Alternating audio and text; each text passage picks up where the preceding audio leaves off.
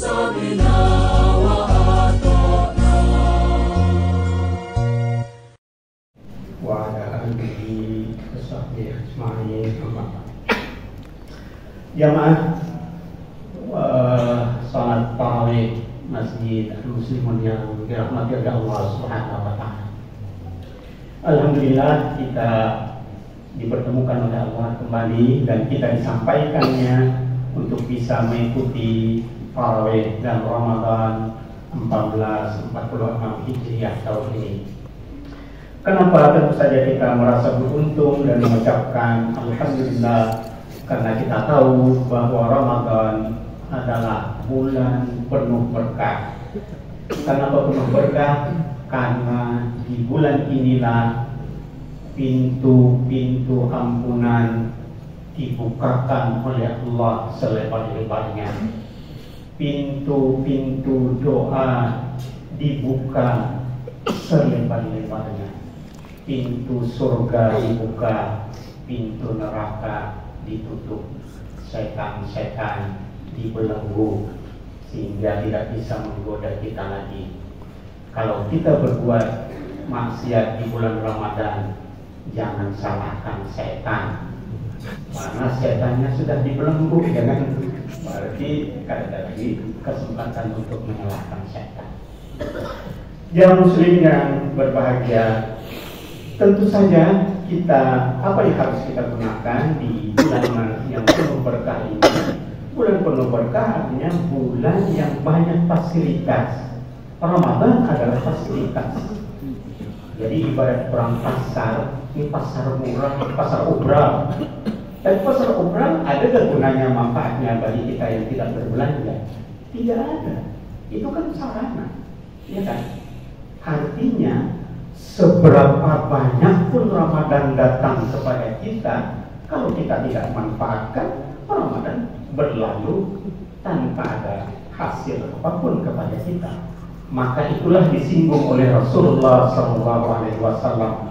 Sungguh kata Rasulullah, rugi, celaka orang yang datang Ramadan kepadanya sampai Ramadan berlalu padahal dosanya belum diampuni. Istilah rumah drama itu sungguh terlalu. Jadi Ramadan ini habis, kita belum diampuni lagi, yaitu tadi itu terlalu. Ada 3 kan yang terlalu itu kata Nabi ya. Orang tua masih hidup dan dia tidak masuk surga. Kan ada fasilitasnya. Orang tua masih hidup, baik satu maupun keduanya. Lalu beliau, kita yang hidup, anaknya tidak masuk surga dengan kedua orang tua yang hidup tadi. Terlalu. Atau Ramadan datang, lalu kita tidak diampuni, terlalu. Atau ketika Rasulullah SAW disebutkan, lalu kita tidak bersalawat kepadanya, itu juga kata Nabi, terlalu. Sungguh terlalu, sungguh rugi, sungguh celaka. Bapak Ibu hadirin sekalian yang berbahagia, itu tadi Ramadan berarti adalah fasilitas yang disediakan oleh Allah kepada kita. Artinya apa? Tergantung kita apakah kita menggunakan fasilitas itu atau tidak. Kalau tidak, iya jujur ayam mati di lumbung padi. Kenapa sampai mati? Kadang mati kelaparan tadi, kadang mau memakan, kadang mau makan ya. Bukan padinya yang ada, tapi ayamnya yang tertangkap masuk. Itulah kita ini. Ramadan sudah datang, mari kita manfaatkan. Jamaah sekalian yang berbahagia, tentu saja Ramadan sudah datang kepada kita, mari kita sambut dan kita isi Ramadan itu. Berarti orang hargai, orang pasar murah, mari kita belanja karena ada obrolan sana. Sebanyak-banyaknya, semakin banyak kita belanja, semakin banyak kita dapat keuntungan-keuntungan dari fasilitas yang disiapkan oleh Allah Subhanahu wa taala tadi.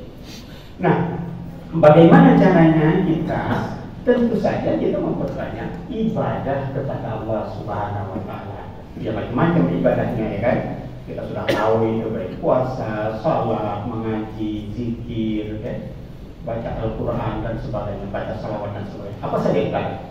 Nah, yang ingin kita bayangkan pada saat ini adalah bahwa sebuah ibadah kita di bulan Ramadan ini, mari kita memperbanyak baik secara kualitas maupun secara kuantitas.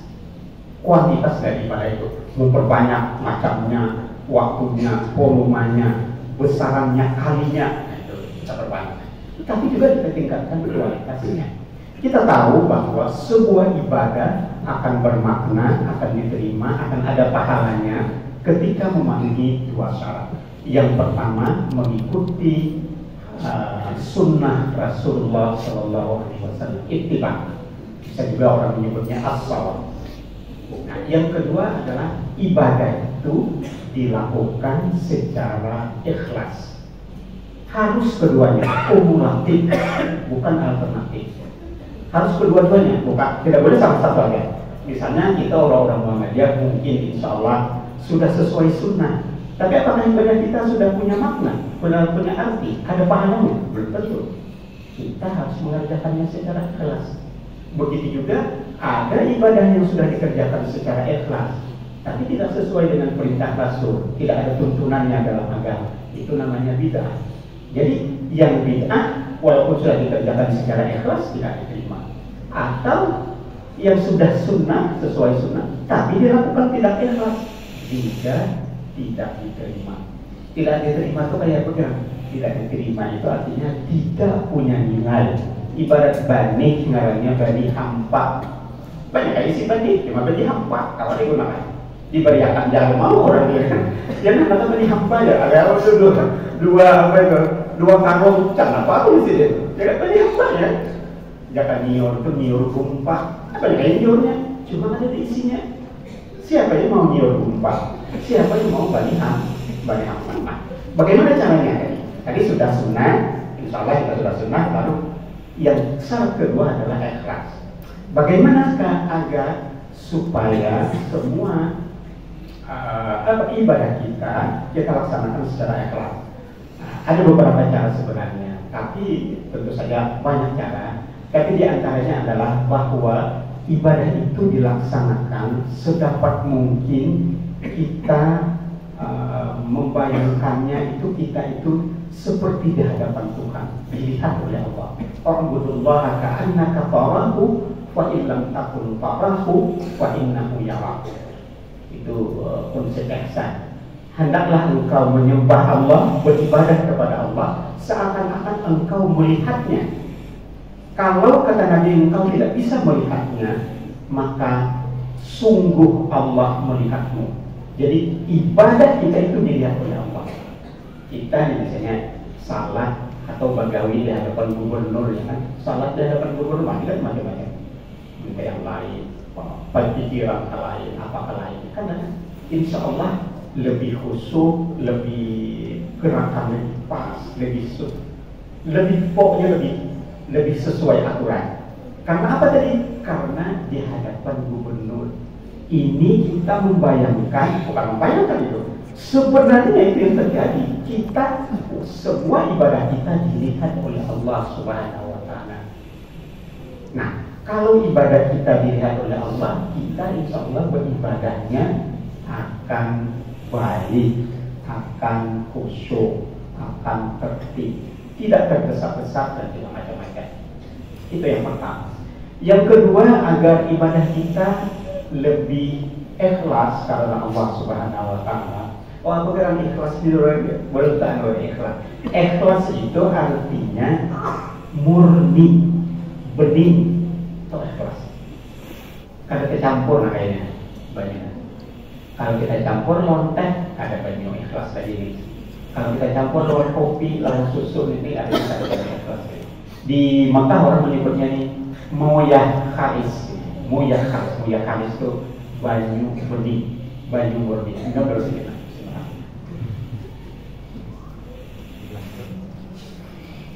Minum banyak ikhlas. Jadi artinya ikhlas tidak tercampur, bening dia. Kalau tercampur ya sudah. Apa yang tercampurnya itu? Hanya kepada Allah, lillahi ta'ala. Lillahi ta'ala itu apa artinya? Lillahi ta'ala itu artinya hanya mengharap ridha Allah, hanya mengharap pahala dari Allah, hanya mengharap surganya Allah, tidak mengharapkan di lain. Kalau tercampur ya Pak, mengharap juga pahala dari Tuhan, cuma ada juga mengharap pujian orang. Bisa baik mengharap pujian orang atau menghindari celaan orang. Orang buka puasa bersama, kan kita sumbang misalnya kan, nyumbangnya apa? Ya supaya mengharap pahala dari Allah, dan pahala membukakan orang. Tapi ada juga kadang nyaman betul kalau kelihatan orang kadang nyumbang juga. Nah kadang nyamannya itu nyaman campur dari itu.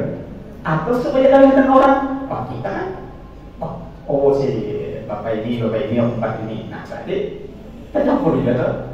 Kalau tercampur berarti kami bagi ikhlas ya kan? Kan bagi lagi tuh. Ya kalau ikhlas itu hanya kepada Allah. Kalau itu ngalir banyak ya ikhlas memang ngalir, tapi bukan berarti mustahil. Orang yang tidak bisa digoda iblis hanya orang ikhlas.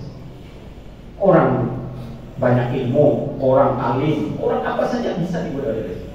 Yang tidak bisa apa yang menjadi iblis hanya orang ikhlas. Orang ikhlas ini karena apa digoda iblis. Ini makanya susah.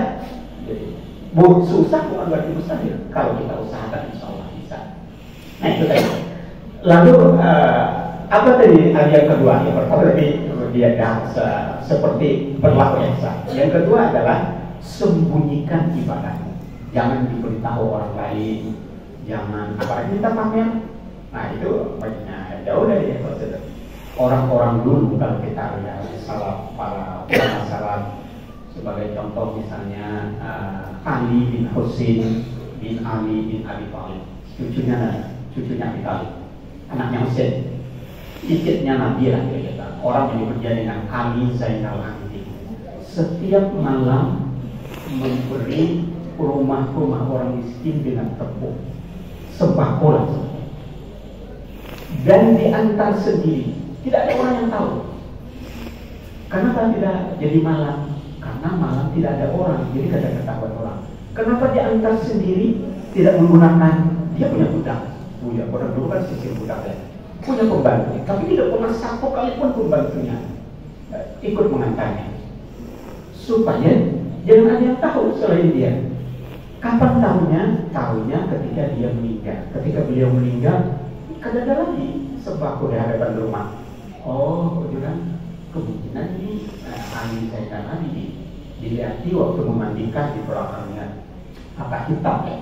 Itu dia memangkul sendiri apa gandum waktu itu orang di Madinah kan makan gandum. Nah, mangkul sendiri. Jadi tidak ada yang tahu selain dia dan Allah Subhanahu wa Ta'ala. Jangan diberitahukan orang, karena hati kita ini lemah. Kalau orang tahu, akhirnya dipijik orang, karena bisa minta tanggung. Nah, minta tanggungnya ini tidak ada ikhlasnya. Nah, jadi kalau kita memberi apa kata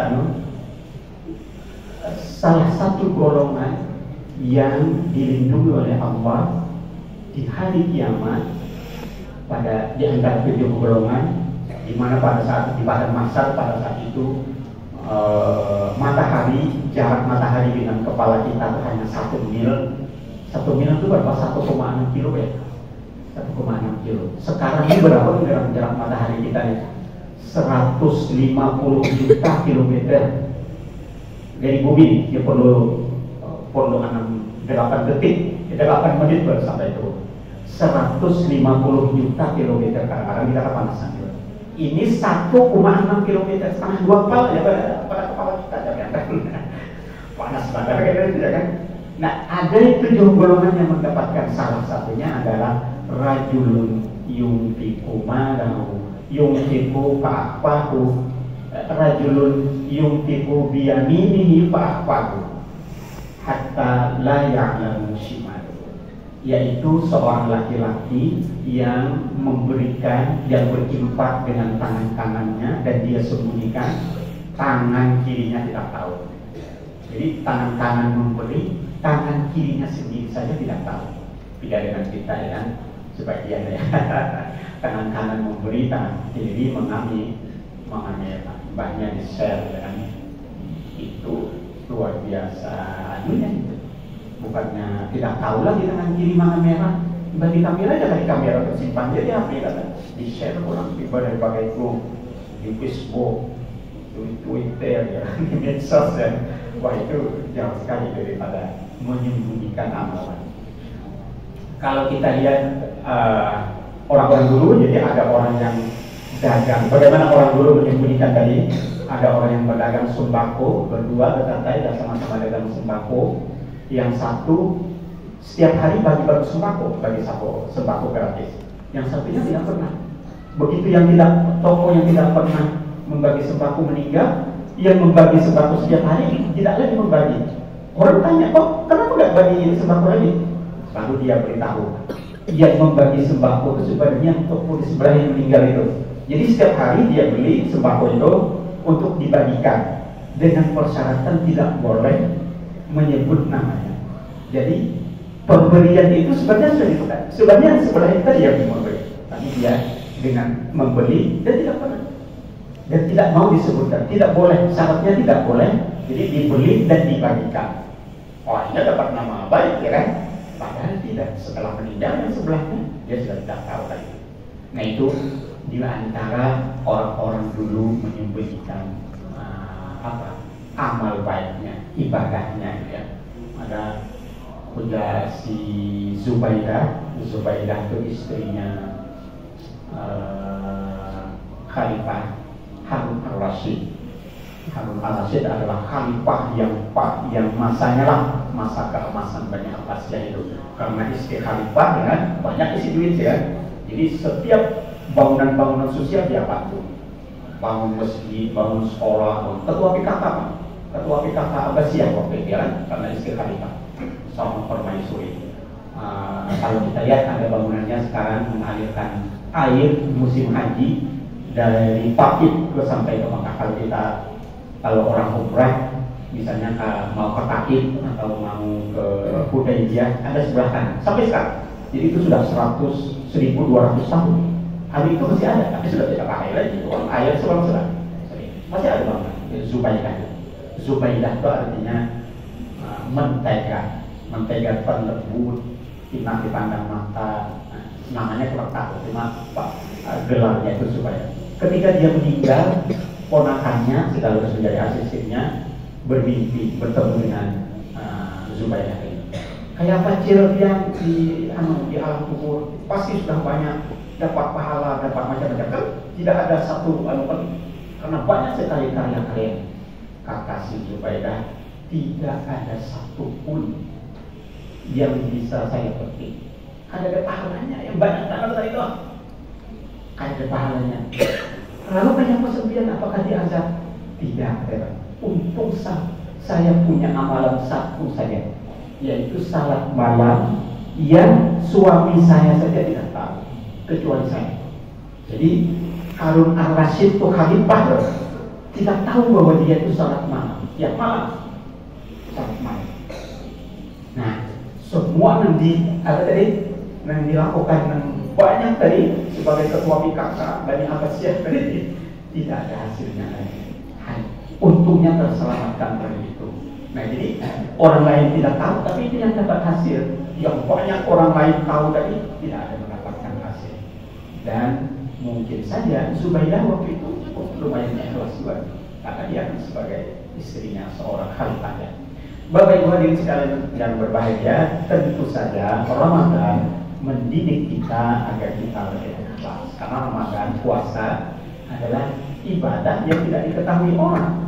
Kalau salat masih kelihatan geraknya, ya kan? Kalau berinfak ada yang diinfakkan. Kalau haji apalagi salamatan, ya kan? Datangnya diantar, muridnya diantar, ketahuan belum. Tapi puasa, kalau ingat kepada kan tahu ya. Makanya orang puasa sama aja. Kan kadang makan aja, kadang makannya di rumah juga ya. Nah, puasa sebenarnya mendidik kita agar kita berupaya beribadah dengan ikhlas. Dengan ikhlaslah itulah nanti kita bisa mendapatkan pahala, keridhaan dan ampunan dari Allah Subhanahu wa Ta'ala. Mudah-mudahan kita dimasukkannya ke dalam surganya dan dihindarkannya kita dari api neraka. Diampuni segala dosa kita. Billahi taufiq wal hidayah. Wassalamualaikum warahmatullahi wabarakatuh.